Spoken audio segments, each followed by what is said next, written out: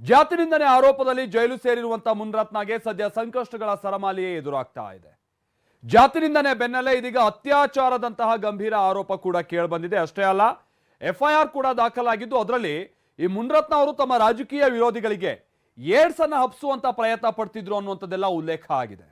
ಹಾಗಾದ್ರೆ ಏನಿದು ಹೊಸ ಪ್ರಕರಣ? ಬನ್ನಿ ರಿಪೋರ್ಟ್ ಅಲ್ಲಿ ನೋಡ್ಕೊಂಬೋಣ.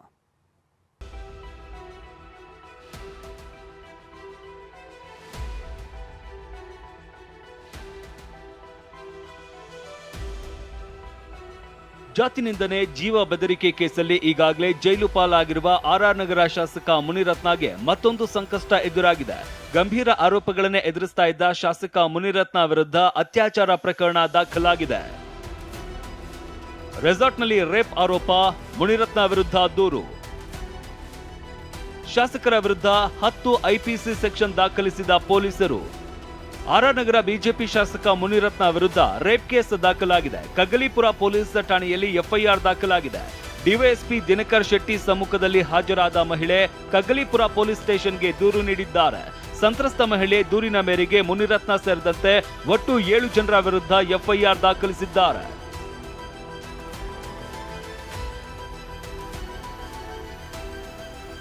A1 Munirathna, A2 Vijay Kumar, A3 Sudhakar, A4 Kiran, A5 Lohith, A6 Manjunath, A7 Loki ಹೀಗೆ ಒಟ್ಟು 7 ಆರೋಪಿಗಳ ವಿರುದ್ಧ ಎಫ್ಐಆರ್ ದಾಖಲಾಗಿದ್ದು ಐಪಿಸಿ ಸೆಕ್ಷನ್ ಅಡಿಯಲ್ಲಿ 10 ಸೆಕ್ಷನ್ಗಳನ್ನ ಪೊಲೀಸರು ಹಾಕಿದ್ದಾರೆ.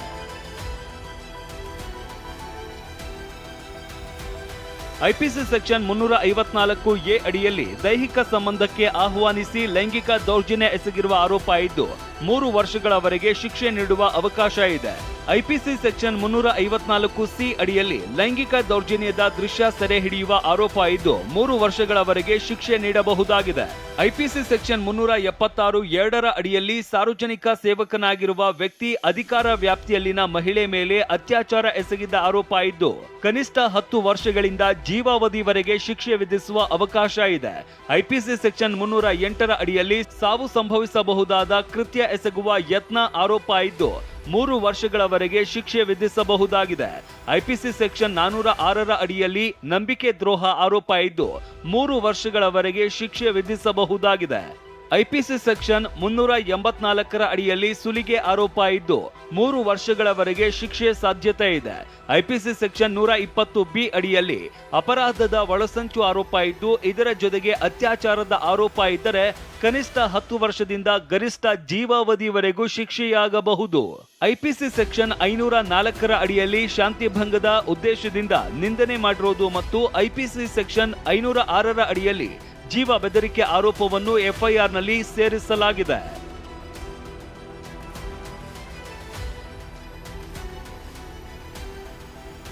ತಡರಾತ್ರಿ 2 ಗಂಟೆವರೆಗೂ ದೂರು ಸ್ವೀಕರಿಸುವ ಪ್ರಕ್ರಿಯೆ ನಡೆದಿದ್ದು ಇವತ್ತು ಸಂತ್ರಸ್ತ ಮಹಿಳೆಯನ್ನ ಕರೆದೊಯ್ದು ಸ್ಥಳ ಮಹಜರು ಮಾಡಲಾಗಿದೆ. ಬೆಳಗ್ಗೆ 9 ಗಂಟೆಗೆ ಪೊಲೀಸ್ ಠಾಣೆಗೆ ಬರೋದಕ್ಕೆ ಸೂಚನೆ ನೀಡಿದ್ದ ಪೊಲೀಸರು ಡಿವೈಎಸ್ಪಿ ನೇತೃತ್ವದಲ್ಲಿ ರೆಸಾರ್ಟ್ನಲ್ಲಿ ಸ್ಥಳ ಮಹಜರು ನಡೆಸಿದ್ರು. ಇನ್ನು ಮಹಿಳೆ ನೀಡಿರುವ ದೂರಿನಲ್ಲಿ ಗಂಭೀರ ಆರೋಪಗಳೇ ಇವೆ. ನಿಮ್ಮನ್ನ ನೋಡಿದ್ರೆ ನನ್ನ ಮೈ ಜುಮ್ ಅನಿಸುತ್ತೆ ಎಂದು ಕಾಮುಕನಾಗಿ ವರ್ತಿಸ್ತಾರೆ. ನಿಮ್ಮನ್ನ ಒಂದು ಬಾರಿ ತಬ್ಬಿಕೊಳ್ಳಲಾ ಎಂದು ಕೇಳ್ತಾರೆ. ಅದಕ್ಕೆ ನಾನು ವಿರೋಧ ಮಾಡಿದಾಗ ರಾಜಕೀಯಕ್ಕೆ ಬರಬೇಕಾದ್ರೆ ಇವೆಲ್ಲ ಕಾಮನ್ ಎಂದು ನಿಧಾನಕ್ಕೆ ಹೇಳ್ತಾ ತನ್ನ ಗನ್ಮ್ಯಾನ್ ವಿಜಯ್ ಕುಮಾರ್ನನ್ನ ಹೊರಗೆ ಹೋಗಲು ಸನ್ನೆ ಮಾಡಿ ತಿಳಿಸ್ತಾನೆ ಮತ್ತು ಅವನಿಗೆ ಯಾರನ್ನು ಮೇಲಕ್ಕೆ ಬಿಡಬೇಡ ಎಂದು ಹೇಳ್ತಾನೆ. ನಂತರ ನನ್ನನ್ನ ಗಟ್ಟಿಯಾಗಿ ತಬ್ಬಿಕೊಂಡು ನೀನಿಲ್ಲದೆ ಬದುಕಲು ಸಾಧ್ಯವಿಲ್ಲ ಎಂದು ತಿಳಿಸ್ತಾನೆ. ಇವನ ವರ್ತನೆಯಿಂದ ಗಾಬರಿಗೊಂಡ ನಾನು ಕಿರ್ಚುತ್ತೇನೆಂದು ಹೇಳ್ತೇನೆ. ಅದಕ್ಕೆ ಮುನಿರತ್ನ, ನಾನು ಶಾಸಕ, ನನಗೆ ಅಪಾರ ಜನಸಮೂಹ ಬೆಂಬಲವಿದೆ, ನಿನ್ನ ವಿರುದ್ಧವೇ ಕಂಪ್ಲೇಂಟ್ ಮಾಡಿಸ್ತೇನೆ, ಸುಮ್ಮನಿದ್ರೆ ಸರಿ ಎಂದು ನನ್ನ ಮೇಲೆ ಅತ್ಯಾಚಾರ ಮಾಡ್ತಾನೆ. ನಂತರ ಅಳ್ತಾ ಇದ್ದಾಗ, ನೀನು ಇಲ್ಲಿ ನಡೆದ ಬಗ್ಗೆ ಯಾರಿಗಾದರೂ ತಿಳಿಸಿದ್ರೆ ಈ ಗೋಡೌನ್ನಲ್ಲಿ ಹಲವಾರು ಕ್ಯಾಮ್ರಾಗಳನ್ನ ಫಿಟ್ ಮಾಡಿರ್ತೇನೆ, ಇದನ್ನೆಲ್ಲ ಕೆಲವೊಂದು ಎಡಿಟ್ ಮಾಡಿ ನಿನ್ನದು ಮಾತ್ರ ನಗ್ನ ಚಿತ್ರವನ್ನ ಬಿಡುಗಡೆ ಮಾಡ್ತೇನೆಂದು ಬೆದರಿಸ್ತಾನೆ. ಇದನ್ನ ಬಳಸಿಕೊಂಡು ನನ್ನನ್ನ ಹಲವು ಬಾರಿ ಅತ್ಯಾಚಾರ ಮಾಡ್ತಾನೆ. ಹನಿ ಟ್ರ್ಯಾಪ್ಗೆ ಸಂತ್ರಸ್ತೆಯನ್ನ ಬಳಸಿಕೊಂಡ್ರಂತೆ ಮುನಿರತ್ನ. ಮಹಿಳೆ ನೀಡಿದ ದೂರಿನಲ್ಲಿ ಮುನಿರತ್ನ ವಿರುದ್ಧ ಮತ್ತಷ್ಟು ಸ್ಫೋಟಕ ಆರೋಪಗಳಿವೆ. ತನ್ನನ್ನ ಬಳಸಿಕೊಂಡು ವಿದ್ಯಾ ಹಿರೇಮಠ್ ಎನ್ನುವವರ ವಿರುದ್ಧ ಷಡ್ಯಂತ್ರ ಮಾಡಿದ್ರು. ಜೊತೆಗೆ ವಾಸು ಅನ್ನೋ ಕಾರ್ಪೊರೇಟರ್ ಪತಿಗೆ ಹನಿ ಟ್ರ್ಯಾಪ್ ಮಾಡಿರೋದಾಗಿ ಕೂಡ ಹೇಳಿದ್ದಾರೆ. ವಾಸುದೇವ್ ರವರು ನಿನ್ನ ಬಳಿ ಯಾವ ರೀತಿ ಇದ್ದಾನೆ ಎಂದು ಮುನಿರತ್ನ ನನ್ನನ್ನ ಕೇಳ್ತಾನೆ. ಅದಕ್ಕೆ ನಾನು, ಅವನು ಸಹ ನಿಮ್ಮಂತೆಯೇ ನನ್ನನ್ನ ಬಳಸಿಕೊಳ್ಳಲು ಬಲವಂತ ಮಾಡ್ತಾನೆ. ಅದಕ್ಕೆ ನಾನು ಒಪ್ಪದೆ ಅಂತರ ಕಾಯ್ದುಕೊಳ್ತೀನಿ ಎಂದಾಗ, ಬೇಡ, ಅವನು ಹೇಳಿದಂತೆ ನೀನು ಕೇಳು, ವಿಡಿಯೋ ಮಾಡಿಕೊಂಡು ನನಗೆ ಕೊಡಬೇಕೆಂದು ಕೇಳ್ತಾನೆ. ಇವರ ಬೆದರಿಕೆಗೆ ಹೆದರಿ ಬೇರೆ ದಾರಿಯಿಲ್ಲದೆ ನಾನು ವಿಡಿಯೋ ಮಾಡಿಕೊಳ್ಳಲು ಒಪ್ತೇನೆ. ಮುನಿರತ್ನ ಬಂಧನ ರಾಜಕೀಯ ಪ್ರೇರಿತ ಆರೋಪ. ಬಿಜೆಪಿಗೆ ತಿರುಗೇಟು ನೀಡಿದ ಗೃಹ ಸಚಿವ ಪರಮೇಶ್ವರ್. ಬಿಜೆಪಿ ಶಾಸಕ ಮುನಿರತ್ನ ಬಂಧನ ಮತ್ತು ಅತ್ಯಾಚಾರ ಕೇಸ್ ದಾಖಲು ರಾಜಕೀಯ ಪ್ರೇರಿತ ಅಂತ ಆರೋಪಿಸ್ತಾ ಇರುವ ಬಿಜೆಪಿಗೆ ಕಾಂಗ್ರೆಸ್ ತಿರುಗೇಟು ನೀಡಿದೆ. ದೂರಿನ ಮೇಲೆ ಕಾನೂನು ಕ್ರಮ ಆಗುತ್ತೆ, ನಾವು ಯಾವುದೇ ದ್ವೇಷದ ರಾಜಕಾರಣ ಮಾಡಲ್ಲ ಎಂದಿದ್ದಾರೆ. ಅವ್ರು ಮಾಡಿದ್ದು ಅದು ಕಾನೂನು ಬಾಹಿರ ಅಥವಾ ಕಾನೂನಿನ ಚೌಕಟ್ಟಿನಲ್ಲಿದೆ, ಅದನ್ನು ಅವರು ವೆರಿಫೈ ಮಾಡ್ತಾರೆ. ಕಾನೂನು ಬಾಹಿರವಾಗಿ ಇಂಥದ್ದೆಲ್ಲ ಪಬ್ಲಿಕ್ ಸರ್ವೆಂಟ್ಸು ಮಾಡಿದ್ದಾರೆ ಅಂತಂದಾಗ ಅದಕ್ಕೇನು ಕ್ರಮ ತಗೋಬೇಕೋ ತಗೊಳ್ತಾರೆ. ಅಷ್ಟು ಬಿಟ್ಟರೆ ಬೇರೆ ಏನೂ ಹೇಳೋಕ್ಕಾಗೋದಿಲ್ಲ. ಇನ್ನು ಇಂತಹ ಆಲೋಚನೆಗಳು ಬರೋದೇ ಕ್ರಿಮಿನಲ್ ಯೋಚನೆಗಳು ಇರೋರಿಗೆ ಅಂತ ಮುನಿರತ್ನ ವಿರುದ್ಧ ಮಾಜಿ ಸಂಸದ ಡಿಕೆ ಸುರೇಶ್ ವಾಗ್ದಾಳಿ ನಡೆಸಿದ್ದಾರೆ. ಇಂಥ ಒಂದು ಆಲೋಚನೆಗಳು ಸಾಮಾನ್ಯ ವ್ಯಕ್ತಿಗಳಿಗೆ ಬರೋದಿಲ್ಲ. ಇಂಥ ಆಲೋಚನೆಗಳು ಕೇವಲ ಒಂದು ಕ್ರಿಮಿನಲ್ ಹಿನ್ನೆಲೆ ಇದ್ರೆ ಮಾತ್ರ ಬರಲಿಕ್ಕೆ ಸಾಧ್ಯ ಅಂತ ಕಾಣಿಸ್ತದೆ. ಆ ನಿಟ್ಟಿನಲ್ಲಿ ಇವತ್ತು ಚಿಂತನೆಗಳನ್ನು ಮಾಡಿರಬೇಕು. ಸರ್ಕಾರ ಇದ್ರ ಬಗ್ಗೆ ಗಂಭೀರವಾಗಿ ಆಲೋಚನೆಯನ್ನ ಮಾಡಬೇಕು ಅಂತ ಹೇಳಿ. ಇನ್ನು ಮುನಿರತ್ನ ವಿರುದ್ಧ ಕಾಂಗ್ರೆಸ್ ಪ್ರತಿಭಟನೆಗಳನ್ನ ಕೂಡ ಮುಂದುವರೆಸಿದೆ. ಒಟ್ನಲ್ಲಿ ಒಂದಾದ ಮೇಲೊಂದು ಆರೋಪಗಳು ಬಿಜೆಪಿಗೆ ಆಘಾತ ತಂದಿದ್ರೆ ಮುನಿರತ್ನ ದಿಕ್ಕೆಡುವಂತೆ ಮಾಡಿದೆ. Bureau report, TV9. ಹೀಗೆ ಮುನಿರತ್ನ ವಿರುದ್ಧ ಅತ್ಯಾಚಾರ ಪ್ರಕರಣ ದಾಖಲಿಸಿಕೊಂಡಿರುವಂತಹ ಪೊಲೀಸರು ಸಂತ್ರಸ್ತೆಯೊಂದಿಗೆ ಇವತ್ತು ಸ್ಥಳ ಮಹಜರನ್ನ ನಡೆಸಿದ್ದಾರೆ. ಆ ಮಹಿಳೆ ದೂರಿನಲ್ಲಿ ಉಲ್ಲೇಖ ಮಾಡಿದಂತ ಜಾಗಗಳಲ್ಲಿ ಪರಿಶೀಲನೆಯನ್ನ ನಡೆಸಿ ಮಾಹಿತಿಯನ್ನ ಸಂಗ್ರಹಿಸುವ ಪ್ರಕ್ರಿಯೆಯನ್ನ ಪೂರ್ಣಗೊಳಿಸ್ತಾ ಇದ್ದಾರೆ. ಈ ಬೆಳವಣಿಗೆಗಳ ನಡುವೆ ಬಿಜೆಪಿ ನಾಯಕರೇ ಸದ್ಯ ಮುನಿರತ್ನ ವಿಚಾರವಾಗಿ ಬಹಳ ಸೈಲೆಂಟ್ ಆಗೋದಕ್ಕೆ ಮುಂದಾಗಿದ್ದು, ಈಗ ತಪ್ಪು ಮಾಡಿದರೆ ಕ್ರಮ ತೆಗೆದುಕೊಳ್ಳಿ ಅಂತಿದ್ದಾರೆ.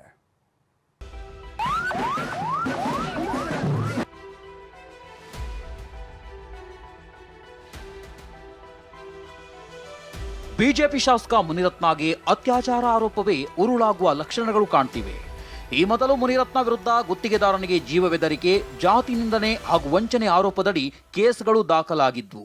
ಇಷ್ಟೇ ಅಲ್ಲ, ಪರಪ್ಪನ ಅಗ್ರಹಾರದಲ್ಲಿ ಬಿಜೆಪಿ ಶಾಸಕ ಲಾಕ್ ಆಗುವಂತೆ ಮಾಡಿದ್ವು. ಆದ್ರೀಗ ವಂಚನೆ ಕೇಸ್ನಲ್ಲಿ ಮುನಿರತ್ನಗೆ ಜಾಮೀನು ಮಾತ್ರ ಸಿಕ್ಕಿದೆ. ಇನ್ನೆರಡು ಪ್ರಕರಣ ಸಂಬಂಧ ಕಾನೂನು ಹೋರಾಟ ಮುಂದುವರಿದಿದೆ. ಇಂಥ ಹೊತ್ತಲ್ಲಿ ಮುನಿರತ್ನ ವಿರುದ್ಧ ಮಹಿಳೆಯೊಬ್ಬರು ಅತ್ಯಾಚಾರ ಆರೋಪ ಮಾಡಿದ್ದಾರೆ. ಹೀಗಾಗಿ ಪ್ರಕರಣ ದಾಖಲಿಸಿಕೊಂಡಿರುವ ಕಗ್ಗಲಿಪುರ ಪೊಲೀಸರು ಇಂಚಿಂಚೂ ಜಾಲಾಡೋಕೆ ಮುಂದಾಗಿದ್ದಾರೆ.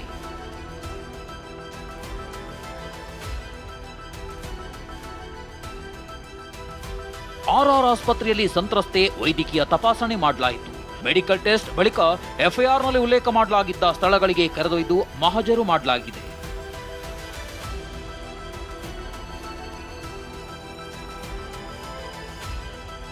ಮತ್ತೊಂದು ಕಡೆ ಪ್ರಕರಣ ಸಂಬಂಧ ಕೇವಲ ಮುನಿರತ್ನ ವಿರುದ್ಧ ಮಾತ್ರ ದೂರು ದಾಖಲಾಗಿಲ್ಲ, 7 ಜನರ ವಿರುದ್ಧ FIR ದಾಖಲಾಗಿದೆ. ಅತ್ಯಾಚಾರ ಆರೋಪಿಗಳ ಪತ್ತೆಗಾಗಿ ರಾಮನಗರ SP ಕಾರ್ತಿಕ್ ರೆಡ್ಡಿ ನೇತೃತ್ವದಲ್ಲಿ ತಂಡ ರಚನೆ ಮಾಡಲಾಗಿದ್ದು ಶೋಧ ಕಾರ್ಯ ನಡೆಸಲಾಗುತ್ತಿದೆ.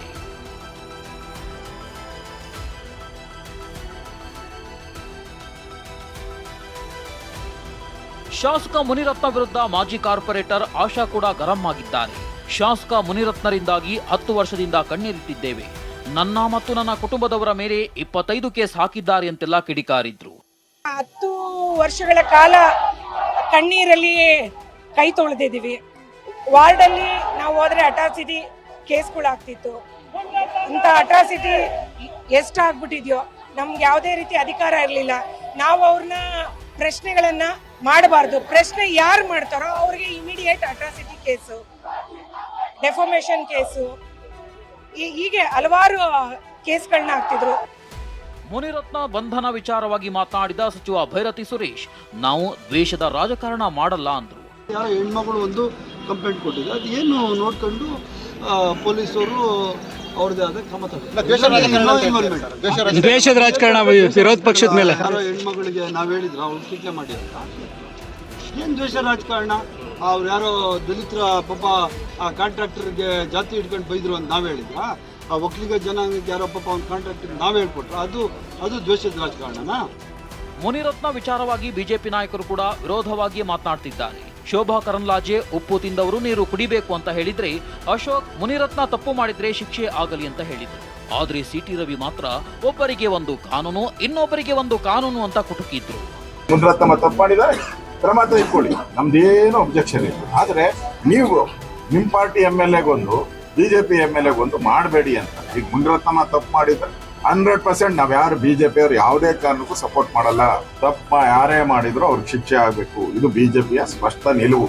ತಪ್ಪು ಮಾಡಿದವರಿಗೆ ಶಿಕ್ಷೆ ಆಗುತ್ತೆ. ಯಾರು ಉಪ್ಪು ತಿಂದಿದ್ದಾರೆ ನೀರು ಕುಡಿತಾರೆ, ಯಾರೋ ಅನ್ಯಾಯ ಮಾಡಿದ್ರೆ, ನಾನು ಇವಾಗಲೇ ಮೀಡಿಯಾಕ್ಕೂ ಮಾತಾಡಿದ್ದೀನಿ, FSL ರಿಪೋರ್ಟ್ ಕಳಿಸ್ಕೊಳ್ಳಿ, ತಪ್ಪಾಗಿದ್ರೆ ಶಿಕ್ಷೆ ಕೊಡಿ. ನಾವು ತಪ್ಪಿತಸ್ಥರನ್ನ ರಕ್ಷಣೆ ಮಾಡುವಂತ ಪ್ರಶ್ನೆನೇ ಇಲ್ಲ. ಅದಕ್ಕಾಗಿ ತಪ್ಪಿತಸ್ಥರಿಗೆ ಶಿಕ್ಷೆ ಕೊಡಿ, ಆದರೆ ಕೇವಲ ದೇಶದ ರಾಜಕಾರಣಕ್ಕಾಗಿ ಮಾಡಬೇಡಿ. ಒಬ್ಬ MLAಗೊಂಥರ, ಇನ್ನೊಬ್ಬ MLAಗೊಂಥರ. ಈಗ ಚೆನ್ನಾರೆಡ್ಡಿ ಪಾಟೀಲ್ ಮೇಲೆ ಅಟ್ರಾಸಿಟಿ ಕೇಸ್ ಆದರೆ 100 ದಿನ ಆದರೂ ನೋ ಆಕ್ಷನ್. ಮುನಿರತ್ನ ಅವರ ಮೇಲೆ ಕೇಸ್ ಆದ ಕೆಲವೇ ಗಂಟೆಗಳಲ್ಲಿ ಮುನಿರತ್ನ ಅವರು ಬಂಧನ. ಈ ಥರದ ಅನುಮಾನಾಸ್ಪದ ನಡೆ ಇದೆಯಲ್ಲ, ದ್ವೇಷಪೂರಿತವಾಗಿ ನಡೆ, ಇದು ಅನುಮಾನ ಬರುತ್ತೆ. ಅವರೇ ಈಗಿರುವ ಕಾಂಗ್ರೆಸ್ ಸರ್ಕಾರ ಒಬ್ರಿಗೊಂದು ಮಾಡ್ತಾ ಇದೆ.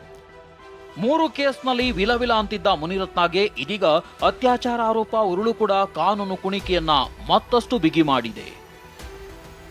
Bureau report TV9.